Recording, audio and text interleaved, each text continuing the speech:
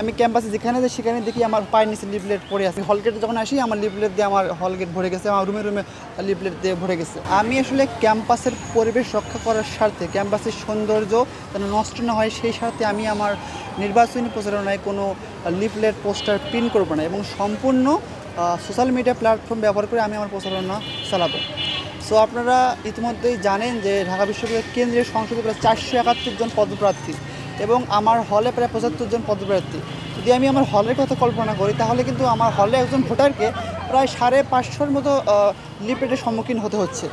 সে একটা পর্যায়ে গিয়ে সে যখন বিরক্ত হয়ে কিন্তু এইসব লিফলেট যেখানে সেখানে ফেলে দেবে, যেটা আমি অলরেডি দেখতে পাচ্ছি।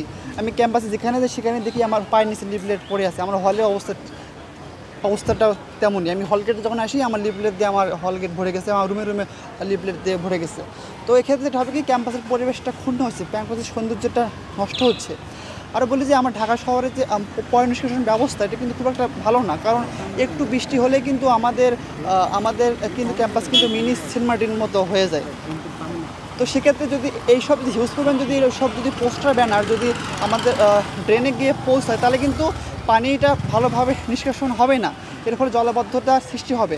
এবং কোনো কারণে যদি এসব যদি পেপার পোস্টার যদি ড্রেনে গিয়ে পৌঁছে এবং যদি কোনো অক্সিজেনের অভাবে যদি পৌঁছতে থাকে তাহলে কিন্তু মিথেন গ্যাস তৈরি হবে এবং মিথেন গ্যাস হচ্ছে কার্বন ডাইঅক্সাইডের চাইতে প্রায় 25 থেকে 36 গুণ বেশি ক্ষতিকর, যা বৈশ্বিক উষ্ণায়নের একটা বিরাট একটা খারাপ ভূমিকা রাখবে।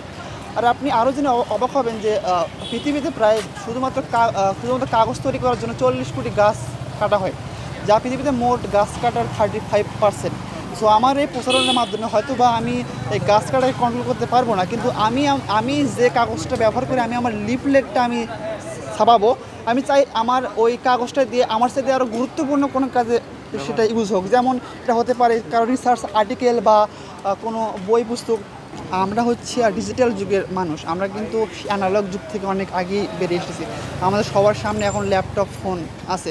সো আপনি যদি অ্যানালগ পদ্ধতি যদি কাউকে অ্যাপ্রোচ করেন সে কিন্তু এটার সাথে ডিজিটাল পদ্ধতিকে বেশি গ্রহণ করবে। আমার মনে হয় তারা লিফলেট দিচ্ছে, আসলে লিফলেট কেউ আসলে দেখে না ওইভাবে। আমার মনে হয় ডিজিটালভাবে যদি কেউ সামনে যায় বা ডিজিটাল জিনিসগুলো যেমন ফেসবুক বা ইনস্টাগ্রামে কোনো পোস্ট, তারা কিন্তু আসলে ভালোভাবে সেগুলো লক্ষ্য করে। আমার মনে হয় যে আমি আশা করি যে আমি ডিজিটাল পদ্ধতির মাধ্যমে আমি আমার ভোটার বা আমি আমার শুভাকাঙ্ক্ষীদের কাছে পৌঁছতে পারবো।